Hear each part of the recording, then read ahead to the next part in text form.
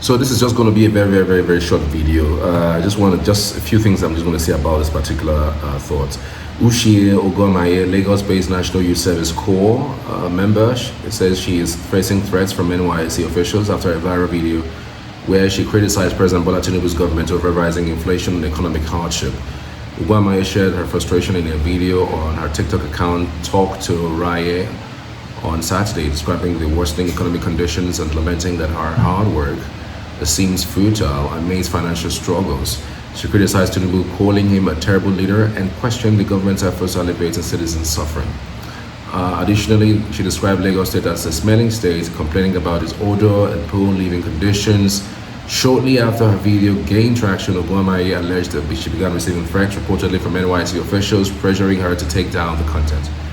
Expressing her disappointment on her Instagram account, #IamRaye, Uguamaye insisted that her statements were truthful and reflected Nigeria's current realities.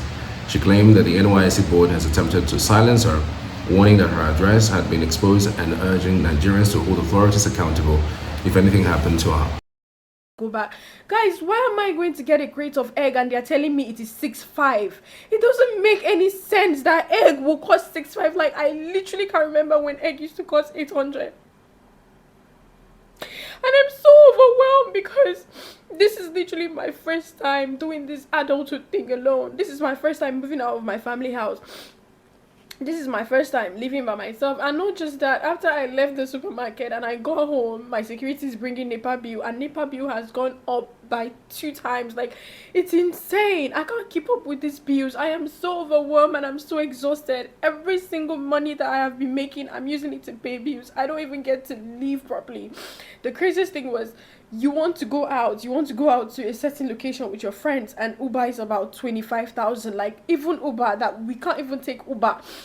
It is crazy. Like, why are things so expensive? And let's not even Lagos stinks. Lagos smells like shit. If you say, okay, I want to take a walk, I'm depressed, let me just take a walk, you can't even take a walk. Like, the place smells like crazy.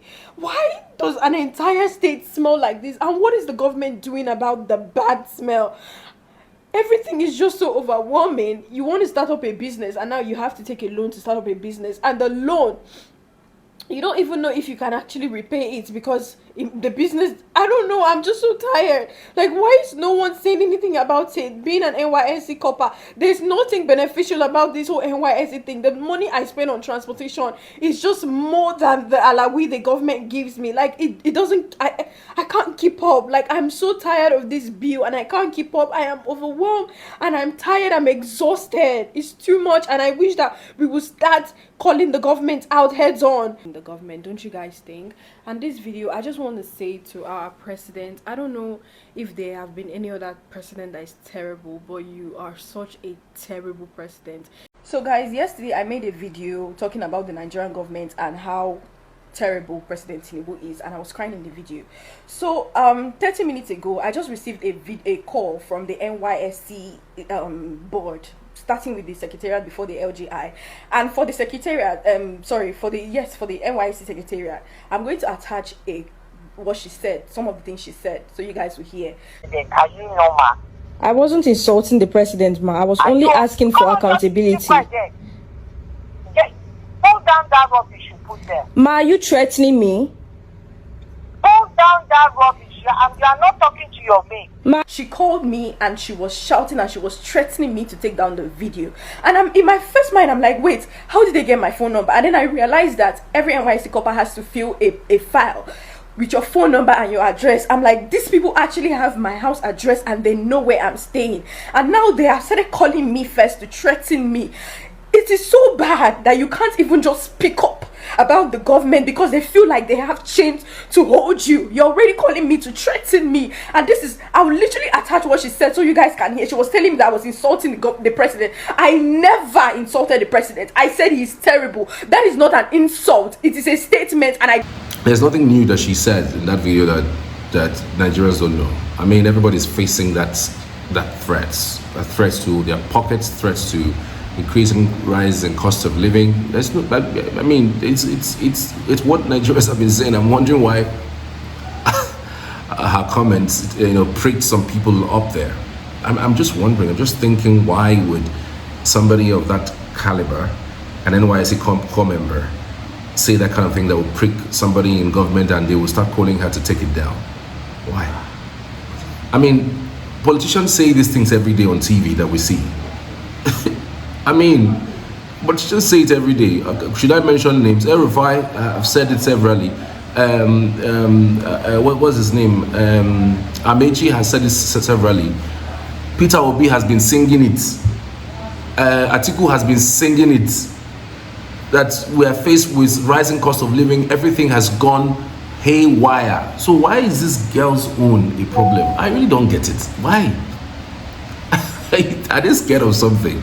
Am I missing something? I mean, I need to know why. I need to know why, really. But it's true. Since Tinubu took over from Buhari, everyone actually thought that Tinubu was going to be like a respite. It's not going to be worse than what we had under Buhari. I mean, Buhari's regime was like, we thought that the worst has happened to Nigeria until Tinubu took over office.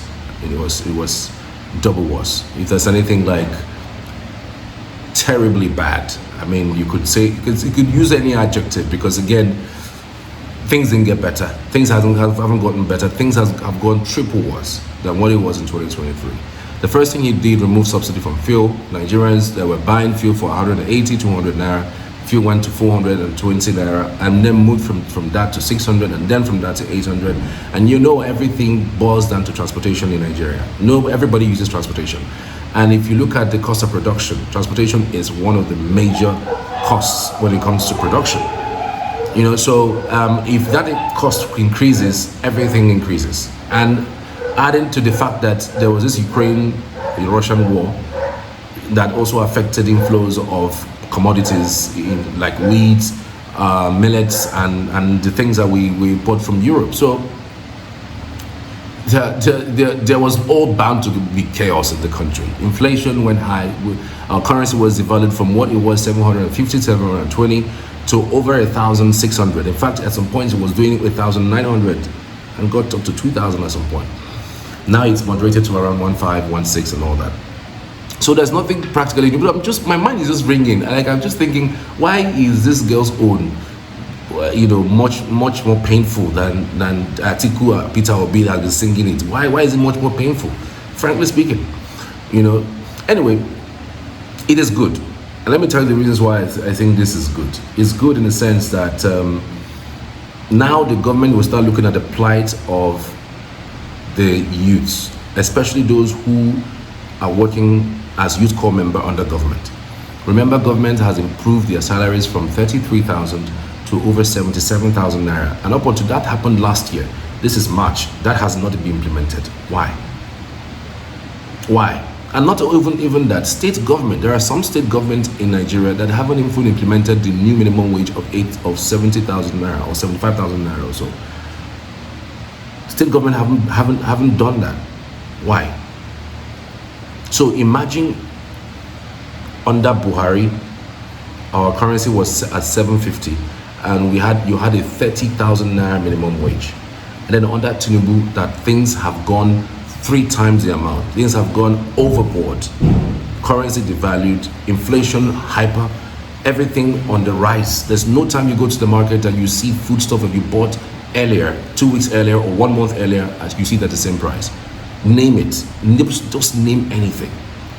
Because that's largely, if it is not affected by inflation, it's also affected by the rising costs in terms of transportation. And remember, we sang this thing over and over again. You cannot do this for transportation if you don't have all those CNG buses you promised. All the CNG buses that were promised, 10,000, 15,000 buses are on their way, have now vanished. Nobody's talking about it anymore. No states are not having, like, no state can claim that they have CNG buses at the moment. And then you have removed subsidy that started since 2 years now, almost 2 years now. So who is paying for the difference? So whatever she has said isn't new. It's been the reality on ground. It's just that Nigerians are tired of talking. And sometimes when you talk and complain and gist and say things, it becomes like you are. It looks like you are become paranoid. It looks like you have become mad. it looks like you are juggling life, you know, and death. You know, sometimes you just get tired and find your way around life. You know, and I don't want to agree when she said that Nigerians have become coward, or whatever they throw at you, you take it. No, Nigerians haven't been coward. Remember that by and large, if our elections count, I'm not sure that people who have led us, people who are leading us, would be in that position if our election results count.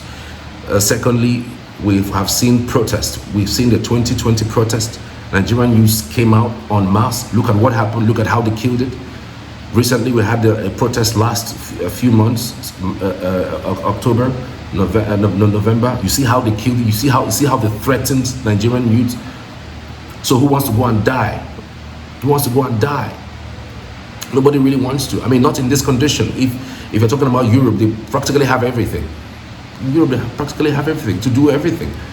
It's not the same thing in Nigeria. So I don't want to agree that you say that Nigerians are coward. Whatever they throw at them, they take it. They chest it. No, the Nigerians are not coward.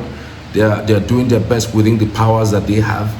And trust me, we are dealing with not just dictators in Agbada, not just dictators in uniform. We're dealing with people who are worse than military regime. In military regime, at least you can eat good food, you can eat balanced diet. Things will not be as difficult as this. Even though I know that the military regime, you still have issues of human rights abuses here and there, which are documented. I mean, if not for that, one would have thought military regime was actually even better.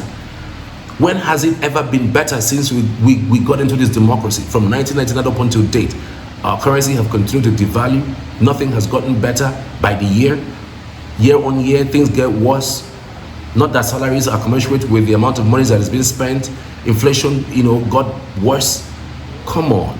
So, in my head, if the government is even thinking right, what they should be doing is even trying to make that lady an ambassador and keep to the promise of paying them what they promised to pay them last year and pay the arrears. In fact, this week, if Tinubu has any sense of empathy for young people, this should be a clarion call. This should be something to that he can feed on. Let it be that he listens to the youth, he listens to the Gen Zs, because these are the rising stars. These are the people who are going to vote in 2027. I'm telling you, the Generation Y, those ones that did 2020 protests, they are tired. They are even getting to the point where it's better they go live in Ghana or live in Togo or Cotonou and live a good life rather than staying in this country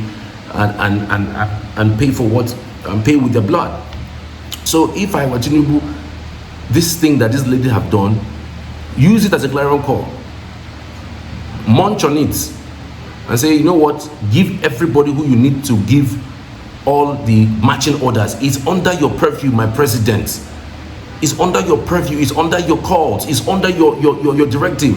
Tell your CBN governor, release all the monies from the day you announced that 77,000 naira for all core members, even the ones that have passed that swore that this government has lied to them. Pay all of them, release all the monies, and see how this thing will not turn. I believe that everybody has an opportunity to change their fortunes if they really smell the coffee. Smelling the coffee right now, this is a no election circle, but of course we know the drama that has been playing out in the political circle, movement from one place to another. But trust me, with this one now, I will score cheap political points if I were Tinubu. Cheap political points if I were Tinubu. Simple, just really everybody go and pay everybody their monies, and then direct the governors, if possible, beg them if possible to do the consequential adjustment or implement the 80,000 naira minimum wage. Don't just make an announcement and say you've done it, whereas you haven't done it. It's crazy, man. That's my thoughts on this particular matter. Thank you guys, I appreciate it. See you guys later. God bless.